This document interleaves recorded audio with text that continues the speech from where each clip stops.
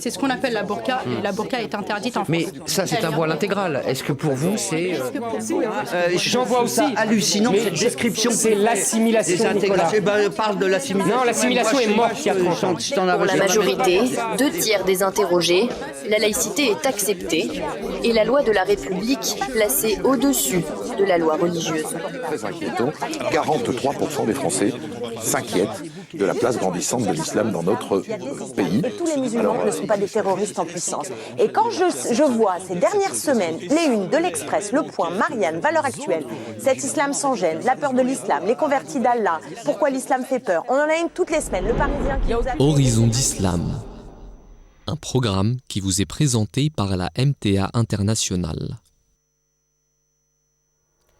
Chers téléspectateurs du monde francophone, Assalamu alaikum wa rahmatullahi wa barakatuhu. Vous nous retrouvez pour votre émission hebdomadaire Horizon d'Islam sur la MTA International. Je vous rappelle que vous pouvez nous adresser l'ensemble de vos interrogations et suggestions à horizon@mta.tv. Vous pouvez également nous suivre sur Twitter et consulter notre site internet www.islam-ahmadiyya.org. L'émission d'aujourd'hui sera consacrée à la prière qui est le deuxième pilier de l'islam, mais également un acte important qui nous permet d'être liés à Dieu. C'est également une obligation pour tout croyant. Nous aborderons par conséquent des questions à la fois théologiques et à la fois pratiques dans le cadre de cette émission. Et par ailleurs, en fin d'émission, nous aurons l'occasion de parler, d'évoquer les œuvres humanitaires réalisées par la communauté musulmane Ahmadiyya en Afrique. Pour ce faire, aujourd'hui, j'ai deux invités en plateau. Mon premier invité est M. Morad Nasser Saheb, qui est le Zaïm Ansarullah du département de l'Essonne en France. Assalamu alaikum wa rahmatullahi wa barakatuhu. Wa alaikum assalam wa rahmatullahi ta'ala wa barakatuhu. Je vous remercie d'intervenir dans cette émission. À ma gauche, nous avons M. Abada Barbouch Saheb, qui est le rédacteur en chef de la revue de la communauté en arabe qui s'appelle Al-Taqwa. Assalamu alaikum wa rahmatullahi wa barakatuhu. Wa alaikum assalam wa rahmatullahi. Je suis donc très heureux de vous accueillir dans cette émission. Nous allons tout de suite rentrer dans le vif du sujet. Alors comme je vous l'indiquais, nous avons dans le cadre de cette émission des questions théologiques et à la fois des questions pratiques. Concernant les questions théologiques, tout d'abord j'aimerais vous parler des actes préparatoires à la prière. Et parmi les actes préparatoires, nous avons deux actes principaux qui sont les ablutions et l'adhan.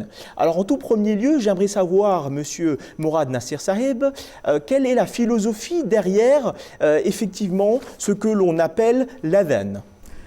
Merci beaucoup d'abord pour cette question, cette première question à laquelle je vais tâcher de répondre. Mais je voudrais mettre d'abord un accent sur un point qui, à mon sens, est essentiel. Lequel est ce point?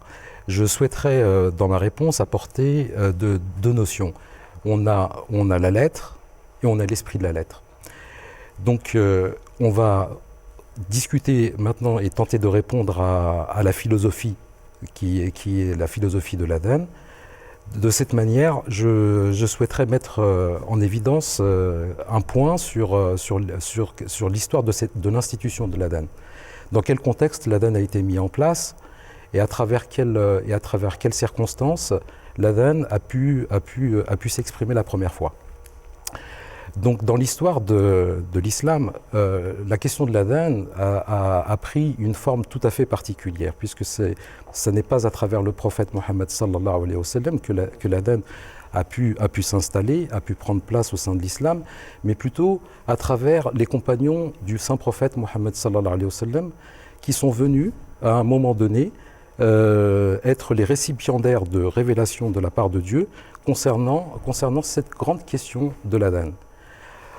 Dès que la mosquée de Médine a été achevée, la grande question était de se demander, mais finalement, comment va-t-on procéder pour appeler tous les fidèles à la prière en congrégation? Il y a eu des discussions, il y a eu des échanges autour de ce thème-là, et certains ont émis des hypothèses en disant qu'on va recourir à la cloche ou à un instrument avant. Mais toutes ces solutions n'ont pas recueilli l'assentiment de tout le monde, puisqu'on sait que ces deux références sont des références symboliques fortes qui concernent d'autres religions. Alors qu'est-ce qui s'est passé? C'est qu'au bout d'un certain temps, à travers ces échanges et ces réflexions, deux compagnons éminents du Saint-Prophète Mohammed sallallahu alayhi wa sallam ont fait part de de rêves véridiques à travers lesquels Dieu leur a montré la méthode à observer pour appeler les fidèles à la prière. Très bien. Donc en réalité, c'était une révélation divine, la manière dont il fallait appeler les croyants à la prière. Oui, parce que c'est une révélation divine, parce que c'était essentiel que ce premier geste qui consiste à appeler les gens à la prière, dont la philosophie est contenue dans le mot même, appel à la prière. On va appeler donc le croyant à rencontrer son Seigneur, et la méthode est importante. Donc pour que cette méthode puisse prendre toute sa dimension, Allah subhanahu wa ta'ala a donné les indications nécessaires à suivre, mais il les a données à des compagnons que le prophète Mohammed sallallahu alayhi wa sallam est venu confirmer et attester la validité de cette révélation-là. Très bien. Et donc l'appel à la prière a permis de cette manière de regrouper les fidèles à l'heure de la prière. Donc c'est plutôt un rappel en réalité à destination des fidèles pour qu'ils puissent se préparer à la prière. Qu'ils puissent se préparer à la prière, mais il y a aussi, on parlait de philosophie. Philosophie, il faut se rendre compte d'une chose, c'est que qui a été le premier muadhin de l'histoire de l'islam? Hazrat Bilal, radiallahu anhu. Hazrat Bilal. Hazrat Bilal, avant sa conversion à l'islam, qui était-il? C'était un esclave. Voyons maintenant la forte symbolique qui est cachée derrière le choix de Hazrat Bilal dans le rôle de premier muadhin de l'islam. Lui qui était un esclave, qui a quitté le déshonneur de la soumission à l'homme pour acquérir l'honneur de la soumission à Dieu, à travers justement cet appel à la prière. Et toute la philosophie, je pense, à mon humble avis, que la philosophie est contenue justement dans cet affranchissement de l'homme qui souhaite se libérer des entraves de la soumission de ce monde, de la soumission aux hommes, pour se soumettre à Dieu et à lui seul. Très bien, Jazakumullah pour cette réponse complète sur la philosophie de l'adhan et la préparation de la prière. En ce qui concerne les actes préparatoires, nous avons donc ce deuxième acte préparatoire important qui sont les ablutions, puisque chaque croyant qui va prier a besoin de réaliser ces ablutions pour être dans une condition parfaite pour pouvoir prier. Alors Abada Saheb, est-ce que vous pouvez nous indiquer quelle est la philosophie derrière les ablutions cette fois-ci? Merci, monsieur. أشهد أن لا إله إلا الله وحده لا شريك له وأشهد أن سيدنا مولانا محمدا عبده ورسوله. C'est connu l'ablution dans langue arabe en tant que le wudu, et c'est un genre de purification parce que quand on se présente au bon Dieu, il faut que notre âme soit aussi pure et aussi notre corps. Alors, comme ça, avant d'avoir une liaison avec le bon Dieu durant 5 fois par jour, alors on doit se purifier, se présenter d'une façon agréable devant le bon Dieu. Il y a un verset du Saint-Coran qui dit « Khudhu zinatakum inda kulli masjid », ce que veut dire « Prenez votre beauté avec vous dans chaque mosquée ». Alors pour expliquer ce verset, il y a une beauté morale, il y a une beauté physique qu'on doit prendre avec nous au bon Dieu.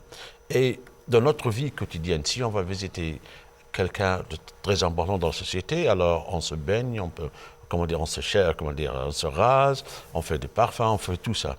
Et le bon Dieu ici, il nous aide afin qu'on soit présentable devant lui.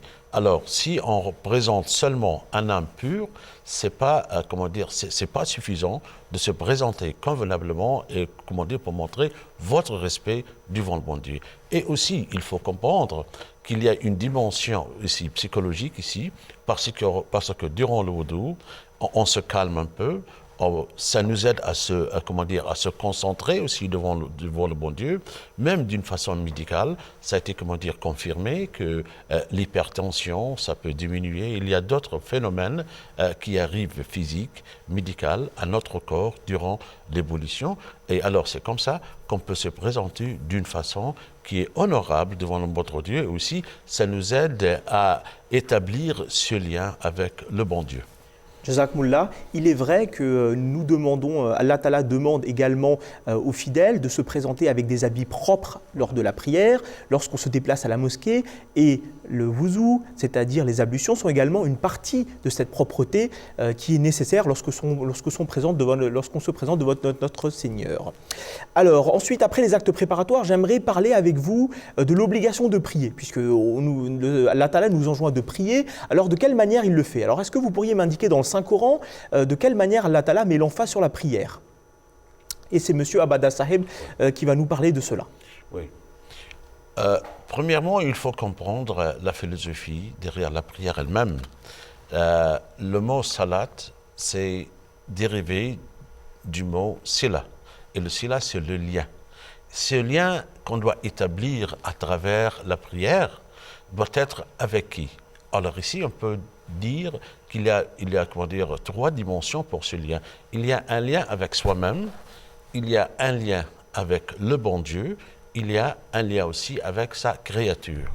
Alors, on ne peut pas complètement oublier aucun de ces 3 liens. Avec soi-même, il faut qu'on se prépare psychologiquement et mentalement, qu'on a un droit et on doit se présenter devant le bon Dieu dans une condition impeccable. Alors, une fois qu'on établit ce droit qu'on doit donner au bon Dieu, on devient de telle façon préparé à se présenter pour la prière. Le deuxième lien, c'est avec le bon Dieu, parce que quel est le point très important de la prière? Et c'est, comment dire, de refléter les attributs du bon Dieu dans notre personnalité. Parce que quand vous aimez quelqu'un, il faut que vous deux, tous les deux, vous avez des hobbies, comment dire, ensemble. Il faut que vous partagez, vous aimez le foot, je ne sais pas, le cinéma. Il y a beaucoup de choses que vous devez partager ça entre vous-mêmes. Et avec le bon Dieu aussi, ça arrive d'une façon un peu semblable. Alors il faut attirer les attributs du bon Dieu en vous-même, et puis vous sortez dans votre société et vous projetez ces attributs, c'est les créatures du bon Dieu, les gens, l'atmosphère partout. Et c'est ce que la prière vous donne. Et il y a un verset du Saint-Coran qui nous ordonne de, comment dire, de garder soin toute la prière. Ici, as-salat al-wusta, c'est le lien intermédiaire avec le bon Dieu. Ça, il faut l'établir d'une façon très forte, il faut le garder aussi. Parce qu'on ne va pas avoir la prière, le salat, sans avoir établi le lien du bon Dieu. Autrement, ça sera du yoga, ça sera du sport, ça sera n'importe quoi. Sans ce lien, c'est ce que le saint prophète aussi il a expliqué, que la salat, ou la prière plutôt, c'est le cerveau de l'adoration.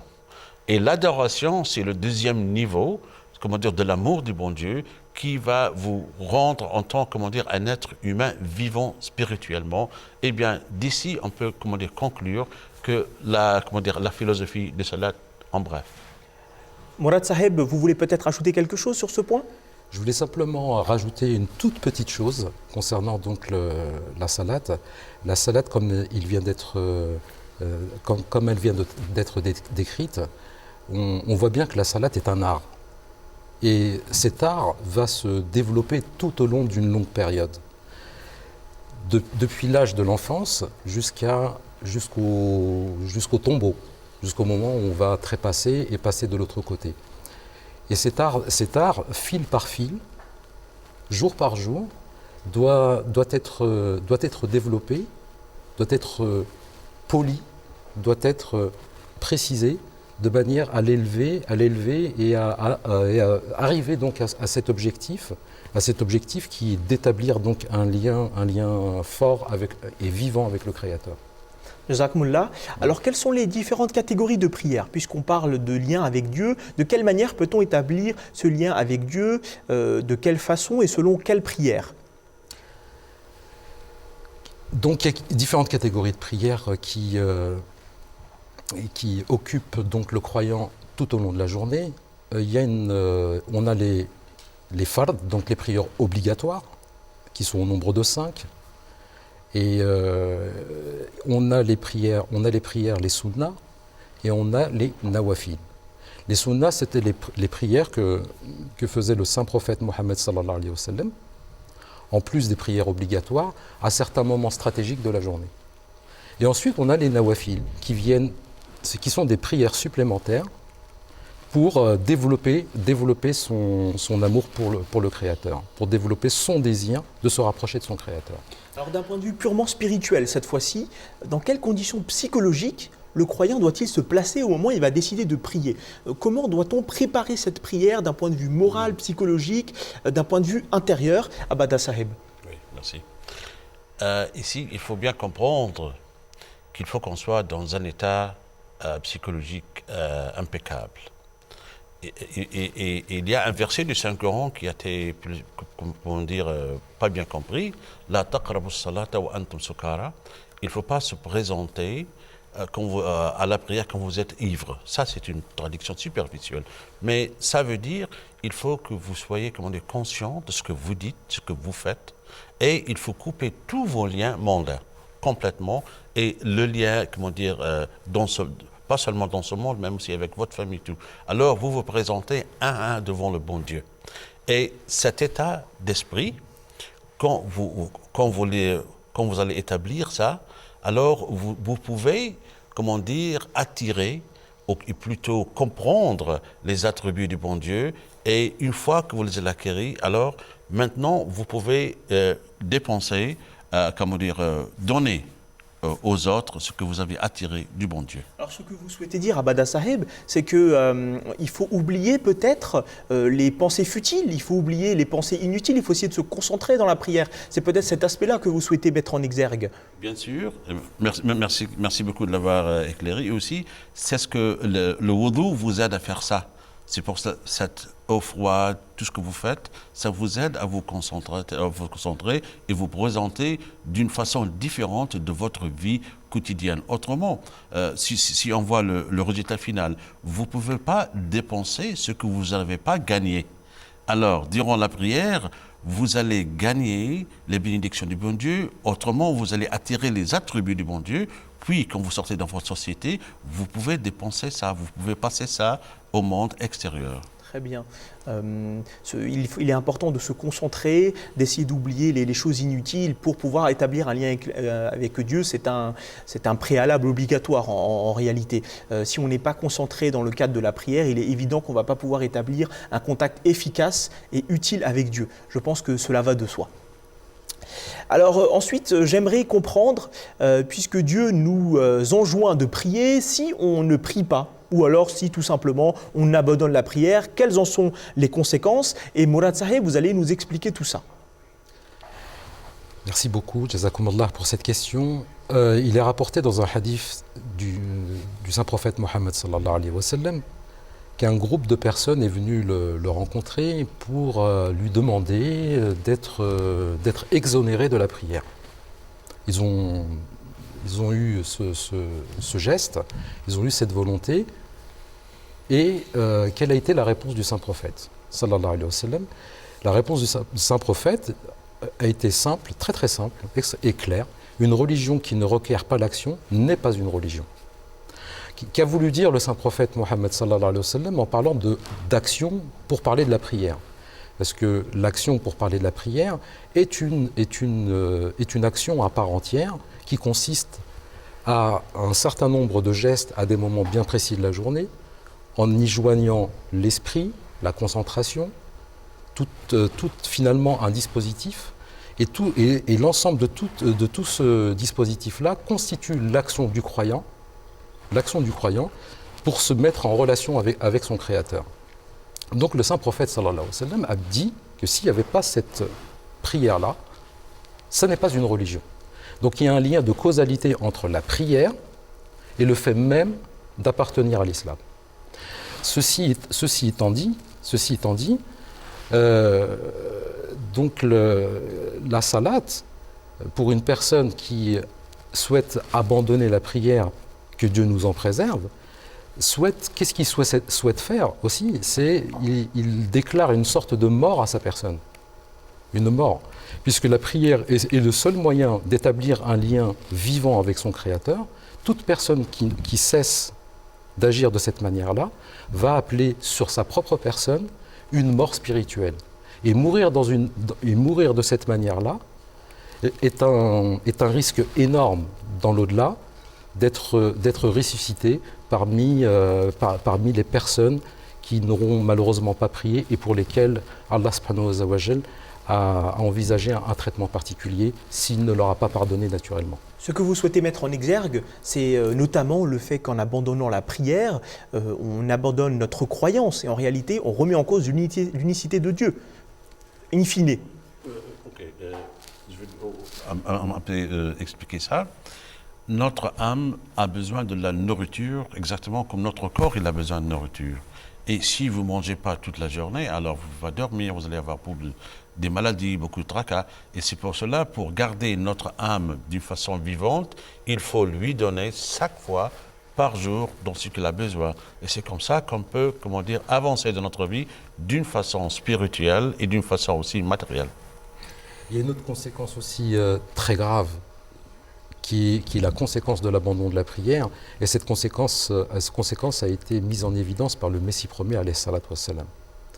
Que nous a-t-il appris sur les conséquences de l'abandon de la prière? Voyons que les conséquences ne sont pas simplement à sa propre échelle personnelle, mais les conséquences sont à l'échelle de la communauté des êtres humains. En fait, je vais citer donc un passage. En fait, depuis que les musulmans ont abandonné la salate, ou étant indifférents à sa réalité, ont cessé de l'observer avec sérénité, tranquillité, amour, l'état de l'islam a commencé à se détériorer. Réfléchissez sur l'époque où la salate était correctement observée et sur l'effet positif que cela a eu sur l'état de l'islam. Il dominait alors le monde entier. Et c'est là-dessus que le risque de l'abandon de la salate doit être porté aussi. Ce n'est pas simplement une responsabilité individuelle, mais une responsabilité collective aussi. Jazakumullah. Alors passons à présent au côté pratique de la salate, puisque vous m'indiquez à l'instant qu'il ne faut pas abandonner la prière, et c'est effectivement un précepte islamique. Alors, moi je veux savoir d'un point de vue pratique. Nous avons un musulman qui travaille dans une société occidentale, dans un bureau. Ce musulman-là, s'il a des collègues, il a d'autres gens qui passent, il n'a peut-être pas la possibilité de poser son tapis, de mettre son chapeau et de prier. Alors, est-ce que dans ces conditions-là, est-ce que le musulman, il peut prier par exemple sur sa chaise de bureau ou il peut prier dans des conditions aménagées? Que nous enseigne l'islam là-dessus? Qu'est-ce qui est le plus important? Alors, question pratico-pratique, dans le quotidien de chaque musulman qui ont une vie active, donc ils ont un certain nombre de responsabilités vis-à-vis de leur employeur, vis-à-vis de leurs collègues de travail, vis-à-vis de l'organisation même du travail. Alors là, il faut vraiment faire preuve de sagesse. Preuve de sagesse, qu'est-ce que ça veut dire faire preuve de sagesse? Il y a des circonstances qui se prêtent justement au fait d'aménager, de demander une pause par exemple à son patron, à celui qui organise sa journée de travail, de lui demander un temps de pause. Il y a des personnes qui utilisent ce temps de pause pour aller prendre un café, pour aller boire un verre d'eau, pour aller s'asseoir, se reposer. Pourquoi pas faire de ce temps de pause finalement un lieu de recueillement et un moment où cette personne-là va pouvoir pratiquer sa prière. Alors de quelle manière? Il y a des entreprises où il n'est pas possible d'étaler un tapis de prière et de prier. Est-ce que, par exemple, le fait de recourir à une prière assise est possible? Je crois que les circonstances, à un moment donné, peuvent aider le croyant à trouver des solutions. Mais que doit faire le croyant? Si, tout en étant en état de prière, le croyant doit demander au Seigneur de l'aider et de lui aménager des possibilités pour ne pas abandonner la prière aux heures prescrites.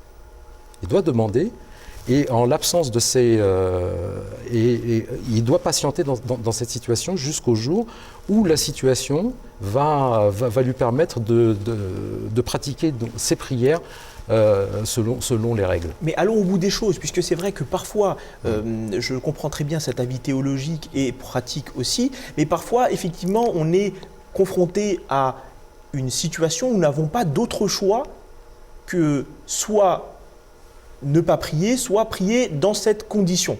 Alors, est-ce que c'est toujours possible? Est-ce qu'il est possible de prier à ce moment-là à notre bureau? Est-ce que vous conseillez de le faire ou pas? Personnellement, j'ai déjà eu recours au fait d'être assis à mon bureau et de prier en position assise, parce que les conditions qui s'offraient à moi étaient extrêmement limitées. Tant sur le plan, il n'y a pas de mosquée autour de mon travail, il n'y avait pas de salle aménagée par l'entreprise, et à cette fin, j'ai préféré mettre la priorité sur le fait de faire ma prière à l'heure prescrite, plutôt que de les rassembler une fois revenu chez moi, avec toutes les complications que ça peut impliquer. Oui, Abada Saheb, je pense qu'il est important de préciser que cela dépend du pays également dont on parle, puisque en France, les conditions ne sont pas les mêmes.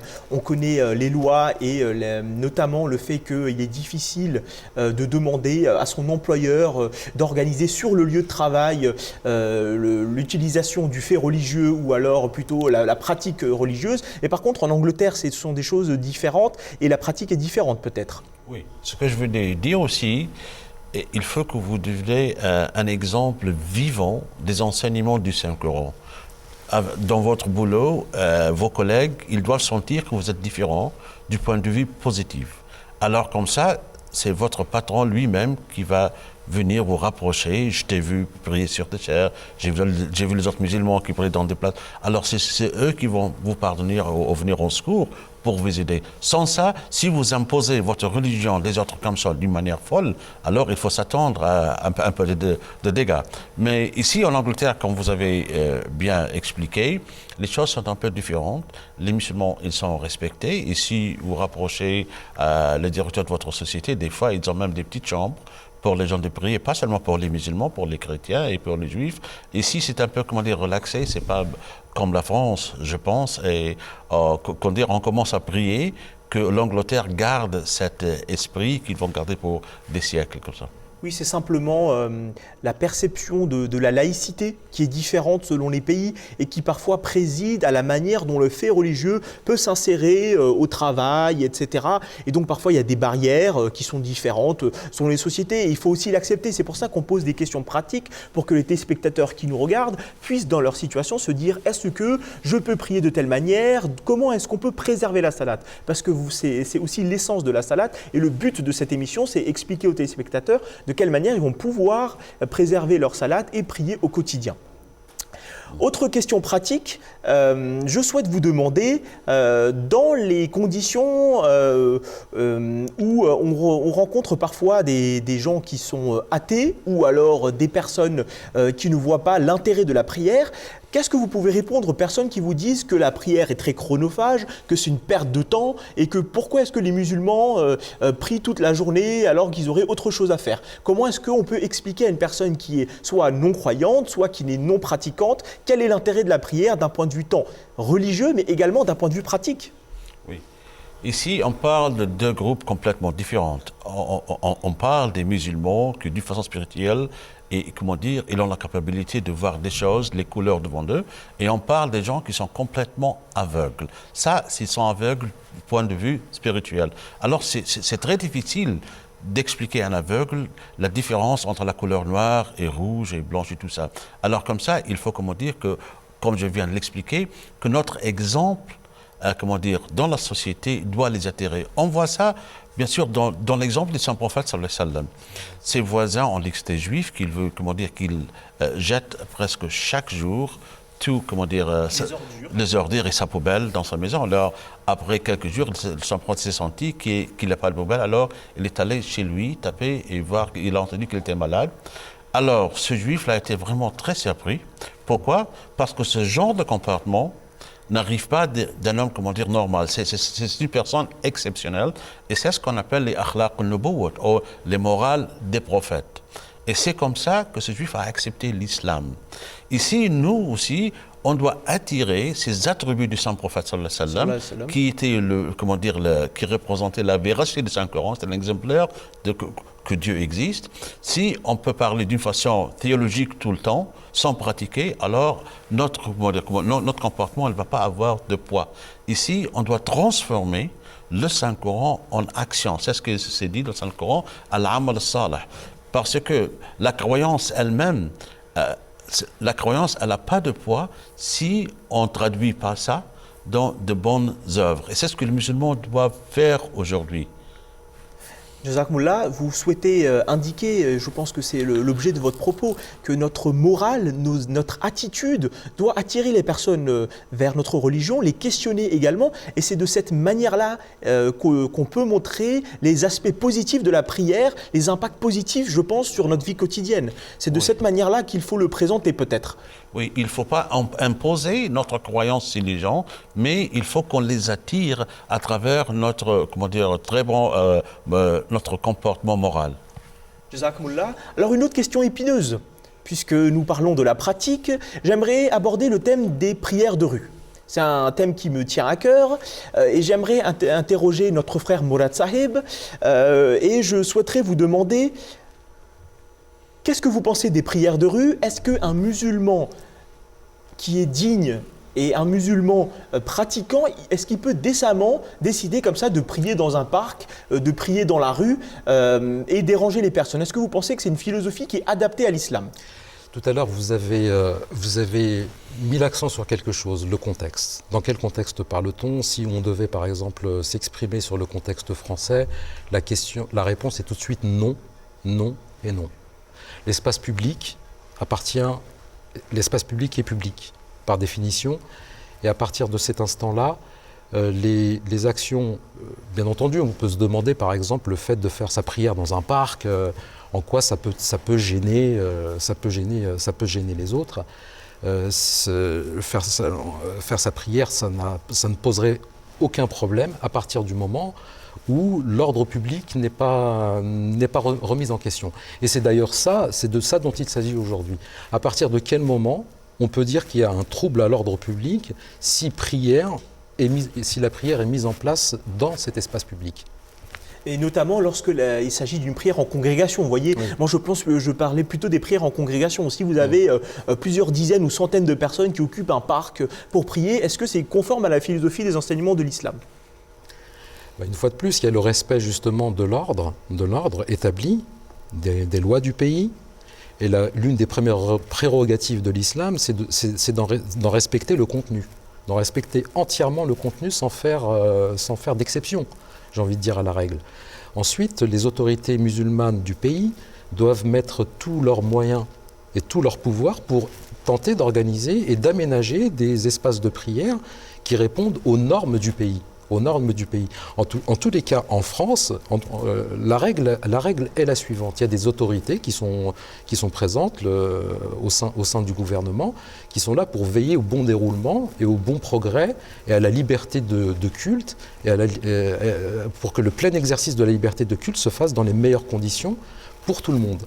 Et la communauté musulmane ahmadiyya met l'accent justement sur le respect de ces lois et de ces règles, et elle s'efforce à chaque fois d'avoir une relation avec les autorités qui puisse être positive pour nous aménager, à chaque fois c'est possible, les solutions adaptées à nos besoins.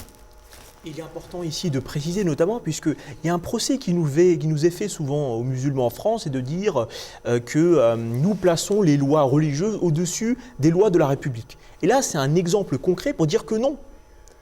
Est-ce que nous, musulmans, on se permet, par exemple, notamment les musulmans ahmadis, on en parle à l'instant, est-ce qu'on se permet de prier dans la rue si c'est interdit, par exemple? Eh bien non. Je pense que c'est important de le préciser. Nous, les musulmans, on ne place pas la loi religieuse au-dessus de la loi étatique. Que nous dit notre bien-aimé calife, Ayatollah Talha Ben Selazi, c'est de toujours respecter la loi du pays. S'il y a quelque chose qui est interdit, il faut respecter la loi du pays, même si cela, quelque part, atteint notre liberté fondamentale religieuse, mais il faut en tenir compte. Oui, ici, il faut bien comprendre, on ne peut pas aller à la maison d'un ami et sans demander sa permission. Sa permission, on commence à prier là-bas. Ça c'est pas convenable. Aussi, la place, le parc, la rue dans laquelle on prie, ça ne nous appartient pas à la communauté, ça appartient à la municipalité. Alors il faut demander, et si la municipalité vous dit non, vous pouvez faire ça, il faut, chercher notre place, mais il faut, qu'on doit, demander d'une façon légale et officielle. Je pense qu'il est également important de mettre ici en exergue le devoir de réserve, de pudeur, de dignité qu'a un musulman. Je pense que c'est également important de le souligner ici. Et cela peut avoir un impact. Mourad Saheb, peut-être. Oui, il y a une notion sur laquelle il faut vraiment insister, c'est que le musulman est croyant, il a sa propre foi, mais il n'oublie pas qu'il est citoyen d'un pays. Et cet effort pour développer l'identité citoyenne d'un musulman ne doit pas être, doit faire partie de la vie du croyant. Il n'y a pas de séparation entre je suis tantôt citoyen et je suis tantôt croyant. Le plein exercice de la citoyenneté doit forcément impliquer des droits et des devoirs. Et parmi les devoirs du croyant, c'est justement d'organiser les choses, d'avoir un dialogue serein, de se montrer sous les aspects les plus positifs, car le croyant est de toute façon par nature et par essence positif, pour développer cette relation de confiance avec tous ceux qui ne connaissent pas cette religion, qui ne connaissent pas ce croyant, de manière à les inviter, comme il était précisé tout à l'heure, de manière à les inviter à découvrir les joyaux de l'islam. Jazakumullah. Nous allons à présent passer à la revue d'actualité puisque le temps presse. Et la revue d'actualité de cette émission, elle est consacrée aux œuvres humanitaires que la communauté musulmane Ahmadiyya organise, notamment en Afrique, puisque c'est là où il y a le plus grand besoin. Il y a les plus grands besoins, le plus grand nombre de besoins. Alors j'aimerais, dans ce cadre-là, citer plusieurs articles de journaux qui ont été publiés. Alors nous avons tout d'abord le site internet de l'Agence diplomatique d'Afrique centrale qui nous parle d'une visite en République démocratique du Congo, une visite de la communauté musulmane Ahmadiyya au prix de prisonniers afin de leur venir en aide et de leur distribuer notamment des vivres, de la nourriture et de l'eau. Donc ça c'est en République démocratique du Congo, c'est le site internet de l'Agence d'information d'Afrique centrale qui nous en parle. Nous avons également d'autres œuvres humanitaires qui sont réalisées par les Ahmadis en Afrique. Je souhaiterais ici mettre en exergue notamment un programme qui a été mis en avant par la communauté musulmane Ahmadiyya au Burkina Faso. Ce sont des ingénieurs musulmans Ahmadis qui ont doté d'eau potable et d'électricité un village qui s'appelle le village de Siéné au Burkina Faso. Et c'est le Faso.net qui est un site internet d'actualité au Burkina Faso qui nous fait état de cette aide importante qui a été apportée par les musulmans Ahmadis. Il est indiqué qu'auparavant, les musulmans et les autres personnes, c'est pas uniquement réservé aux musulmans, évidemment, les villageois devaient parcourir plusieurs kilomètres pour s'approvisionner en eau et par la grâce d'Allah, avec l'aide de la communauté musulmane Ahmadiyya, le village de Siéné dans la province du Houé, au Burkina Faso, a eu l'honneur de pouvoir bénéficier d'une eau potable et de pouvoir ainsi être approvisionné de manière digne. Par ailleurs, la communauté musulmane Ahmadiyya au Bénin est également très active, vous le savez. La communauté musulmane a organisé un camp médical de protection, de promotion sociale à Thiémé, au Bénin cette fois-ci. Il y a une opération de prise en charge des populations les plus vulnérables. C'est le site de la Fraternité, un quotidien béninois qui nous en parle. Et on nous dit que l'amir, le président national de la communauté au Bénin, a indiqué la chose suivante: c'est un devoir de porter assistance et c'est notre manière de participer au développement de notre beau pays qui est le Bénin. Et je remercie les autorités de la commune pour leur aide et surtout pour leur accueil chaleureux. Donc voilà ce qui a été dit par le président de la communauté nationale au Bénin. Et il y avait également le directeur départemental de la santé qui était présent et qui a remercié la Jamaat, la communauté, pour son aide et qui a dit que cette aide était précieuse, notamment puisque dans ce pays au Bénin, l'aide médicale est la bienvenue. Nous avons également toujours le site quotidien béninois La Fraternité qui nous parle cette fois-ci de la communauté musulmane Ahmadiyya qui a décidé de transférer, d'offrir beaucoup de matériel dans un lycée qui est le lycée technique de Cotonou au Bénin. Et la communauté musulmane Ahmadiyya a offert près de 200 tables, 200 chaises, 20 ordinateurs et 8 tableaux au lycée afin que les élèves, les étudiants aient des conditions dignes pour le travail. Il y a une remise officielle, une cérémonie à laquelle a participé le président national de la communauté au Bénin et également nous avions le ministre des enseignements secondaires qui était présent et notre président national a dit que nous sommes convaincus que pour lutter contre l'ignorance, la déscolarisation, la radicalisation, autant de maux qui menacent notre jeunesse, il est important d'aider le système éducatif et cela passe par un cadre de travail adéquat. Et le ministre de l'enseignement a souligné qu'il accueille ce don avec joie parce que c'est un don désintéressé. Il remercie énormément la communauté musulmane Ahmadiyya. Donc voilà pour les articles que je souhaitais citer en préambule. Alors je souhaite à présent m'adresser à mes invités et leur demander comment est-ce que l'islam promeut les œuvres sociales et l'idée qu'il faut de manière récurrente, de manière importante, aider les plus démunis. Alors peut-être Abada Saheb pour commencer. Oui, il a à plusieurs reprises, le Saint-Coran nous a enseigné Kuntum khayra ummatin ukhrijat lin-nas. Ça veut dire Dieu vous a établi sur la terre pour servir les créatures du bon Dieu. Et c'est comme ça la supériorité que les non-Ahmadis ont compris pour diriger les affaires des gens et s'établir en tant que président sur eux. Nous, on a une autre vision. Nous, on est ici pour servir l'humanité. Et c'est cette serviture qui augmente notre position dans les yeux du bon Dieu. Et c'est ainsi, nous, quand on aide ces gens, on les remercie d'avoir accepté cet acte de fraternité, parce que c'est comme un père, s'il donne à manger à son petit bébé, alors il ne s'attend pas que ce petit bébé va le remercier. C'est le devoir du père. Nous aussi, on pense, très profondément, notre croyance, que ces gens sont comme des bébés du bon Dieu, et c'est notre devoir, nous, en tant que serviteurs du bon Dieu, de les aider. On est vraiment très reconnaissants qu'ils ont accepté de leur propre,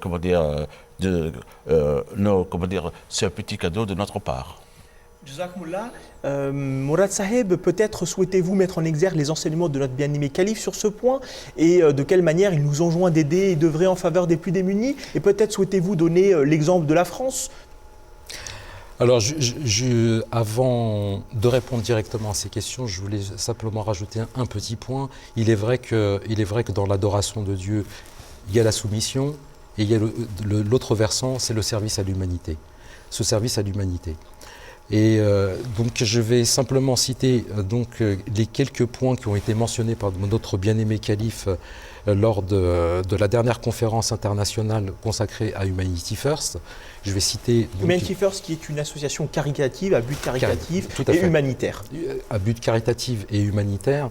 Et le calife a mis en évidence 10 points que je voulais citer ici, car je pense qu'il représente de façon très précise quelle est la philosophie. Les points les plus importants.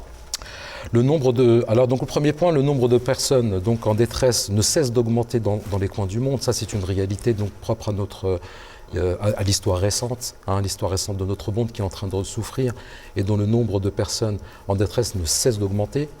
Les musulmans s'accordent à dire que Dieu aime ses créatures. Donc ça, c'est un point important aussi. Il faudra que ça se décline et que ça se vérifie dans la réalité. Pour un vrai musulman, c'est donc une obligation d'aider son prochain dans le besoin. Pour un vrai musulman, c'est donc une obligation d'aider son prochain dans le besoin. C'est pour cela que les musulmans ahmadis doivent être prêts à fournir assistance de façon non sectaire et peu importe l'endroit. Il n'y a pas de discrimination justement dans cette volonté d'aider l'humanité. Jazakumullah, Mourad Nasser Saheb. L'émission touche à présent à sa fin. Je remercie les deux intervenants qui sont venus pour nous parler de ce thème de la prière et de la revue d'actualité. Quant à vous, très chers téléspectateurs, veuillez rester connectés à Horizon d'Islam via Twitter. N'hésitez pas également à nous envoyer vos suggestions et interrogations à horizon@mta.tv. Nous avons également une chaîne YouTube sur laquelle vous pouvez regarder l'ensemble de nos programmes. Restez donc connectés, n'hésitez pas à interagir avec nous. Et d'ici à la prochaine fois, assalamu alaikum wa rahmatullahi wa barakatuh. C'est ce qu'on appelle la burqa, et la burqa est interdite en France. Mais ça, c'est un voile intégral. Est-ce que pour vous, c'est... J'en vois aussi. hallucinant, cette description. C'est l'assimilation, Nicolas.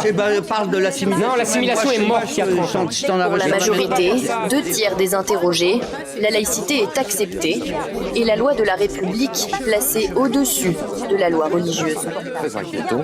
43% des Français s'inquiètent de la place grandissante de l'islam dans notre pays. Tous les musulmans ne sont pas des terroristes en puissance. Et quand je vois ces dernières semaines les unes de l'Express, Le Point, Marianne, Valeurs Actuelles, cet islam sans gêne, la peur de l'islam, les convertis d'Allah, pourquoi l'islam fait peur, on en a une toutes les semaines, le Parisien qui nous a... Horizon d'Islam, un programme qui vous est présenté par la MTA Internationale.